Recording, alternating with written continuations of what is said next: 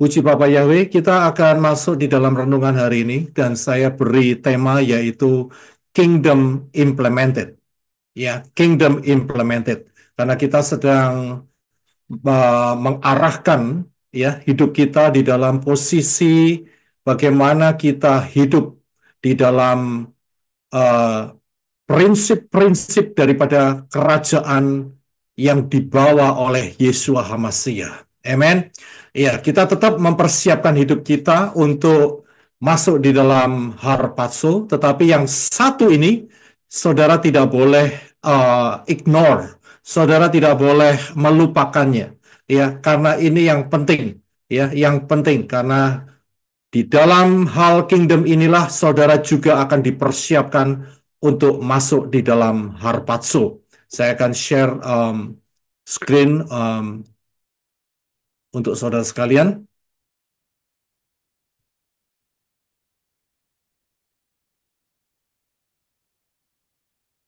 Iya, puji Bapak Yahweh.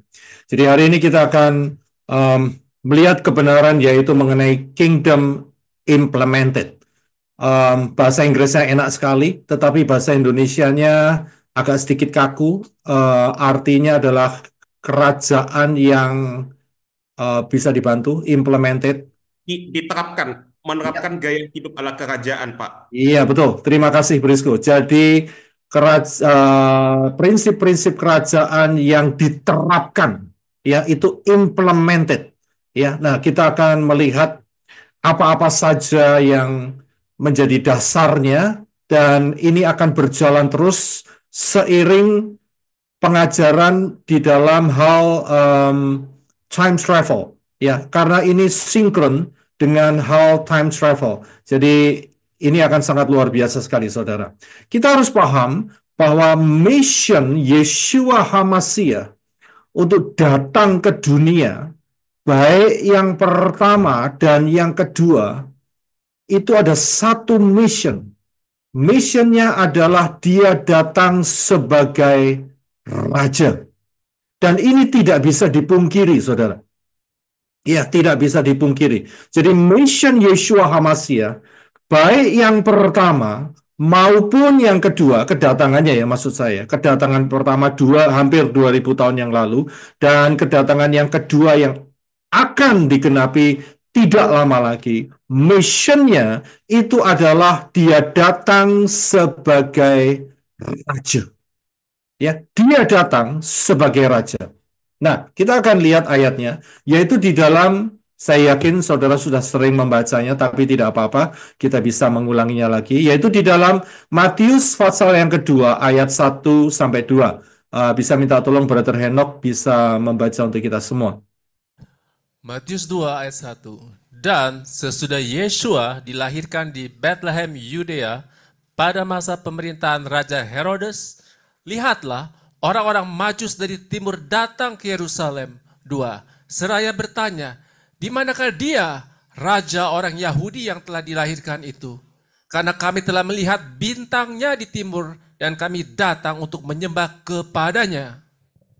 Iya, saudara perhatikan, pada saat kelahiran Yeshua HaMashiach, orang-orang Majus ini ada satu alasan mengapa mereka jauh-jauh dari timur menuju ke Yerusalem. Karena apa? Karena mereka mau menyembah seorang raja. Ya, seorang raja. Karena itu mereka bertanya, di manakah dia? Raja orang Yahudi. Raja. Ya, jadi sejak dari bayinya, sejak daripada kelahiran Yeshua, Yeshua adalah raja. Kemudian kita lihat ayat berikutnya pada saat hampir kematiannya, yaitu di dalam Yohanes 18 ayat 35 sampai 36. Silakan Brother Enoch. Yohanes 18 ayat 35. Pilatus menjawab, apakah aku orang Yahudi? Bangsamu dan para imam kepala itu telah menyerahkan engkau kepadaku. Apa yang telah engkau perbuat? 36. Yesua menjawab, kerajaanku bukan berasal dari dunia ini. Jika kerajaanku berasal dari dunia ini, para pengawalku tentu telah berjuang agar aku jangan diserahkan kepada orang-orang Yahudi. Tetapi sekarang kerajaanku bukanlah berasal dari sini. Ya, terima kasih. Saudara bisa melihat ayat-ayat ini sangat jelas sekali. Sangat-sangat jelas sekali. Bahkan di ujung daripada mission daripada Yeshua HaMasiah saat berhadapan dengan Pilatus dan saat Yeshua diserahkan karena kelicikan, karena tipu daya daripada para imam-imam kepala saat itu, pertanyaannya tetap yaitu raja. Jadi Yeshua hakikatnya dia datang sebagai raja. Ini yang pertama loh saudara. Nanti yang kedua lebih dahsyat lagi. Yang pertama dia tidak bawa pasukan. Tapi yang kedua dia akan bawa pasukan dengan dahsyat luar biasa. Jadi kita tidak bisa memungkiri bahwa Yeshua, ya, mission Yeshua adalah membawa kerajaan. Dia bawa kingdom. Dia bawa kerajaan, yaitu kerajaan Shamayim. Saya bisa lihat di sini, Yeshua tidak bikin agama baru. Yeshua tidak bikin hal-hal yang di luar daripada agendanya, yaitu membawa the kingdom. Saudara harus paham di situ. Saudara bisa lihat ya. Jadi, Yeshua tidak bawa agama, Yeshua tidak bawa politik, Yeshua tidak bawa apa-apa itu semua, tetapi Yeshua membawa satu mission. I am the king. Akulah raja, dan inilah missionku. Saudara bisa lihat, memang kita harus tahu perbedaan kedatangan pertama dan kedua. Saudara harus paham di situ. Jadi saudara paham ya, Yeshua datang membawa kerajaan, dan itu dahsyat. Kemudian, saudara perhatikan di dalam Matius 3 ayat 1 sampai 2. Ya, di mana inilah yang diungkapkan oleh Yohanes Pembaptis, dan itu sama dengan apa yang dibawa oleh Yeshua HaMasiah di dalam Matius 4 ayat 17. Silakan Brother Enoch untuk membaca semuanya. Terima kasih. Matius 3 ayat 1.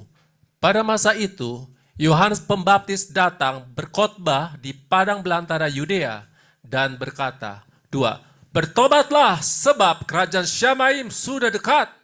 Matius 4 ayat 17. Sejak saat itu Yeshua mulai berkhotbah dan berkata, bertobatlah karena kerajaan Syamaim sudah mendekat. Ya, terima kasih. Sudah bisa lihat apa yang menjadi message kepada Yeshua itu sama dengan apa yang menjadi hakikat kedatangannya, yaitu memberitakan kerajaan, the kingdom. Sudah bisa lihat, dia bawa kerajaan. Begitu pula dengan apa yang kita diajari doa oleh Yeshua HaMasiah di dalam Matius 6 ayat 9 sampai 10. Silakan Brother Enoch. Matius 6 ayat 9 dan 10. Oleh karena itu, hendaklah kamu berdoa demikian.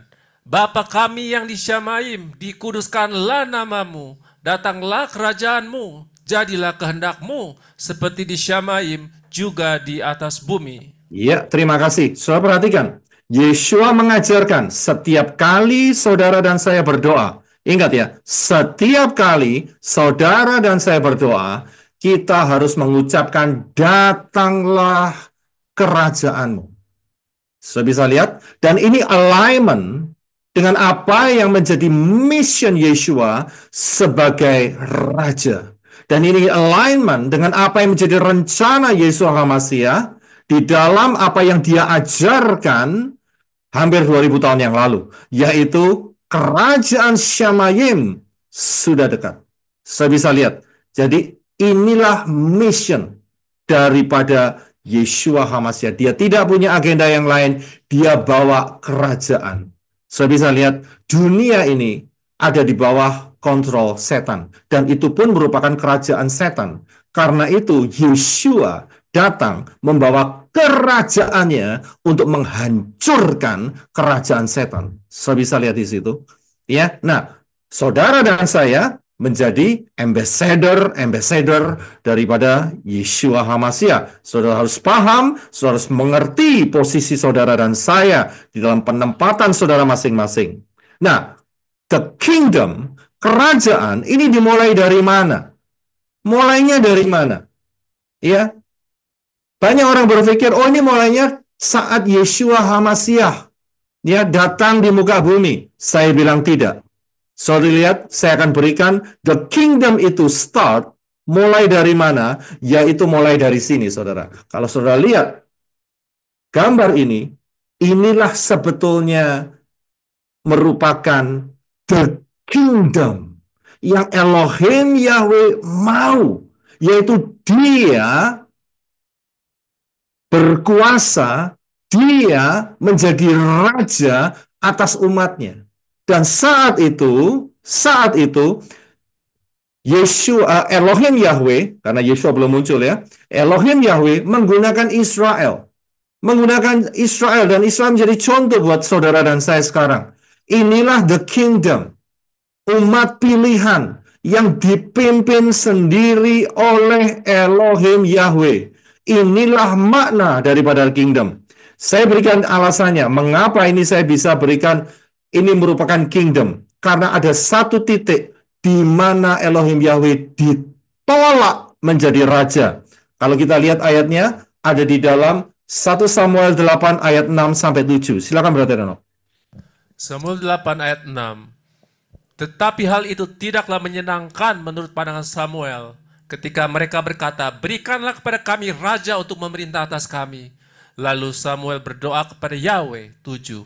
Dan berfirmanlah Yahweh kepada Samuel, dengarkanlah suara orang-orang itu dalam segala yang mereka katakan kepadamu.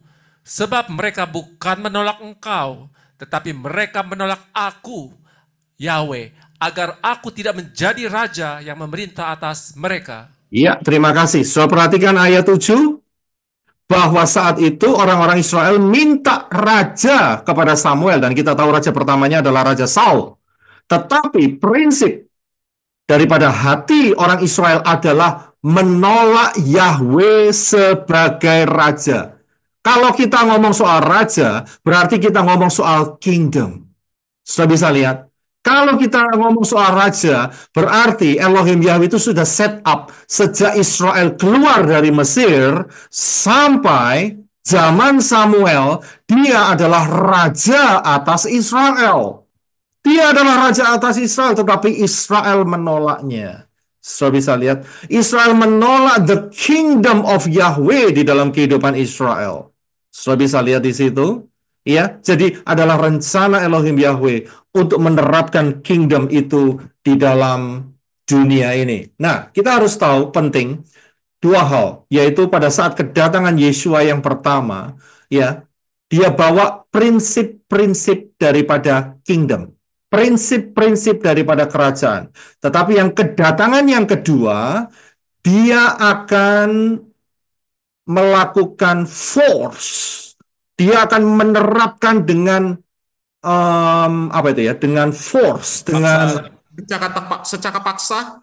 Iya, dengan otoritas yang penuh. Saudara bisa lihat, dengan otoritas yang penuh. Jadi kalau saudara perhatikan bagian ini, selama 2000 tahun sejak kematian dan kebangkitan Yeshua nanti sampai pada saat harpazo, ya.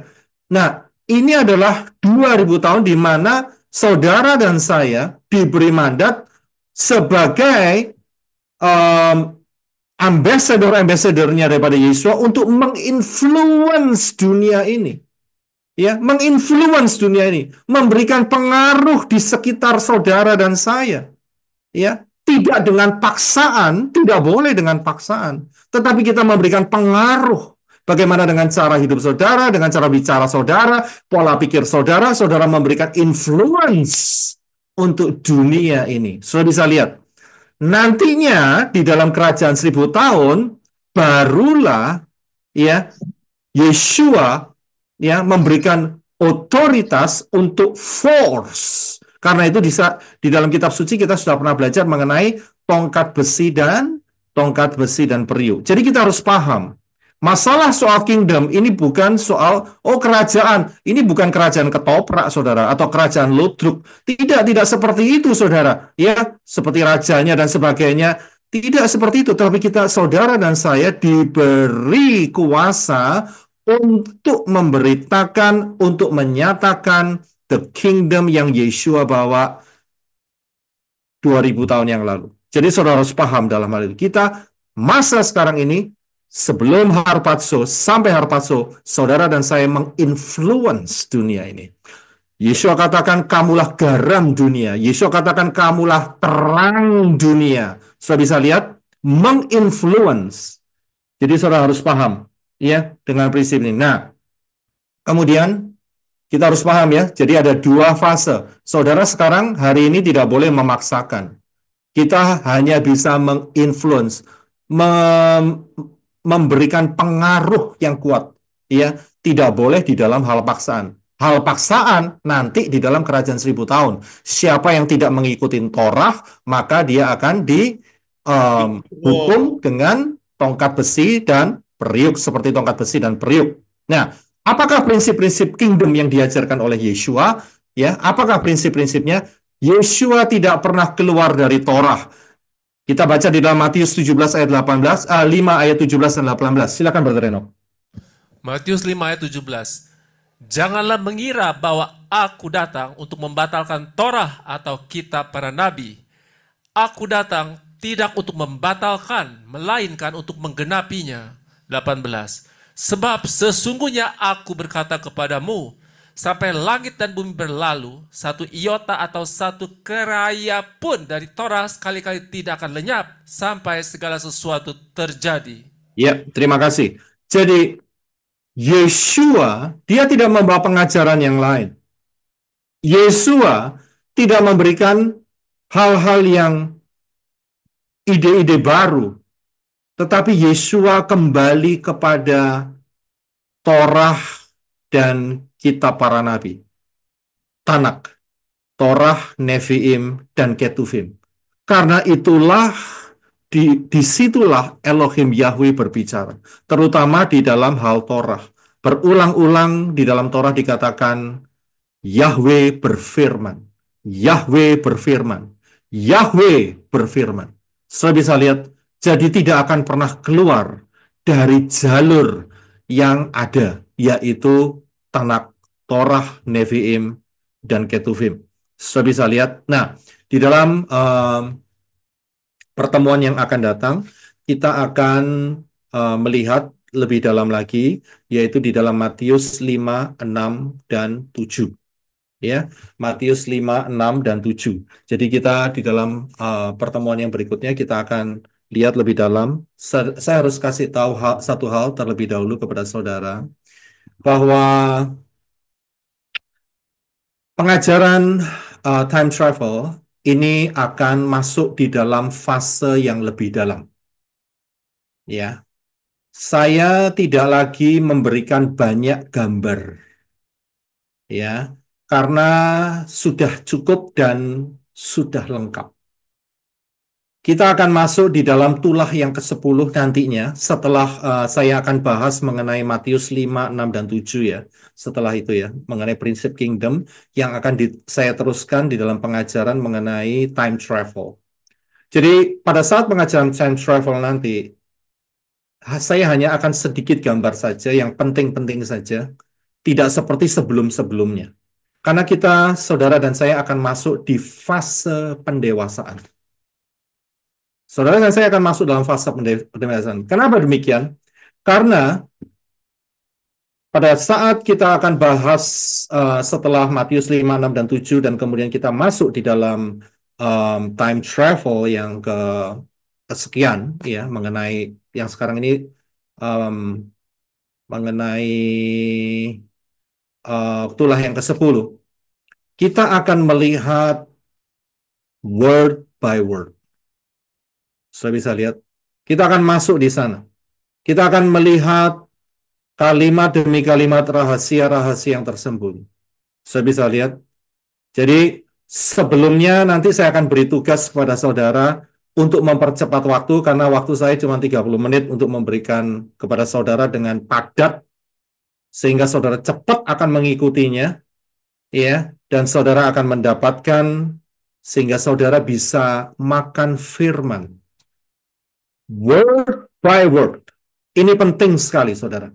Banyak orang yang tidak tahan di sini. Saya sudah paham sekali. Kalau ini berubah, ini akan secara alami akan banyak yang terjadi seleksi. Ada yang tidak suka Ada yang, aduh kok rasanya heavy, kok rasanya berat, kok rasanya makanan keras. Dan orang-orang yang suka dengan susu saja, suka dengan makanan-makanan yang lunak saja, maka, well, sangat disayangkan mereka akan memilih jalur yang lain. Tetapi untuk saudara dan saya yang mau didewasakan, yang mau masuk di dalam prinsip of the kingdom, mau tidak mau, saudara dan saya harus makan makanan yang keras. Saudara dan saya harus tahu prinsip-prinsip of the kingdom, sehingga saudara dan saya tidak mudah disesatkan. Yang kedua, saudara akan menjadi impact yang luar biasa. Saudara bisa lihat, karena kita kan sudah melihat tadi melalui daftar Elohim itu kan, di mana saudara dan saya adalah ambassador daripada Yeshua HaMashiach. Dan sebagai ambassador, saudara dan saya punya mission daripada Yeshua HaMashiach. Yeshua berkata di dalam Matius 28, baptislah dan ajarilah mereka, jadikanlah mereka murid-muridku. Sudah bisa lihat, itu berbicara mengenai pendewasaan.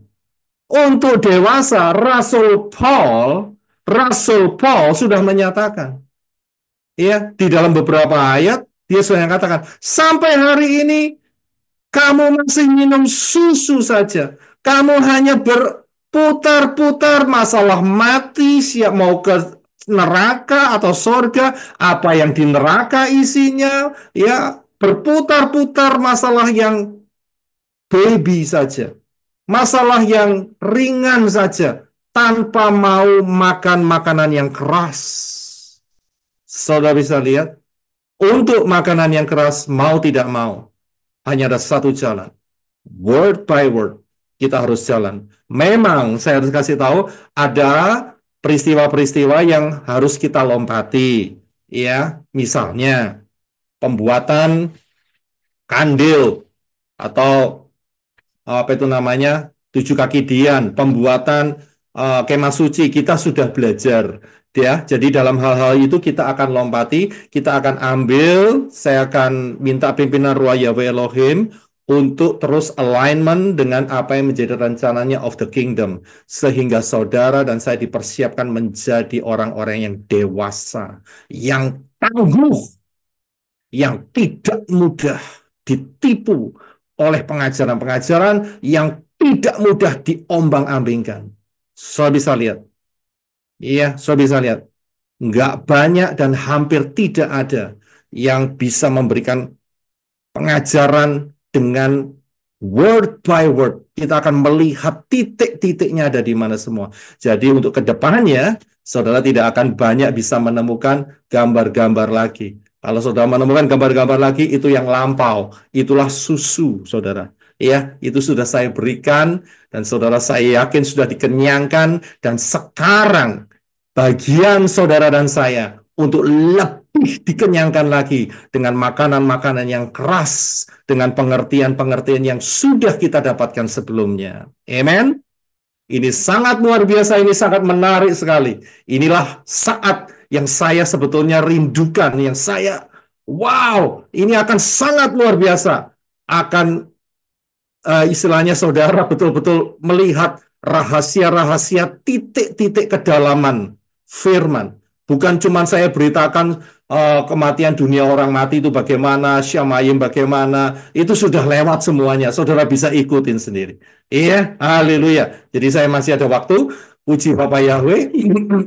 Sorry saudara, soalnya Ini saya ini Ibu Rasamang cinta sama saya, ya, dia sangat memperhatikan saya, jadi dia tidak kepingin adrenalin saya terlalu tinggi, jadi dia akan berikan remnya buat saya. Ya, puji Bapak Yahweh. Ingat saudara, kita berapi-api terus.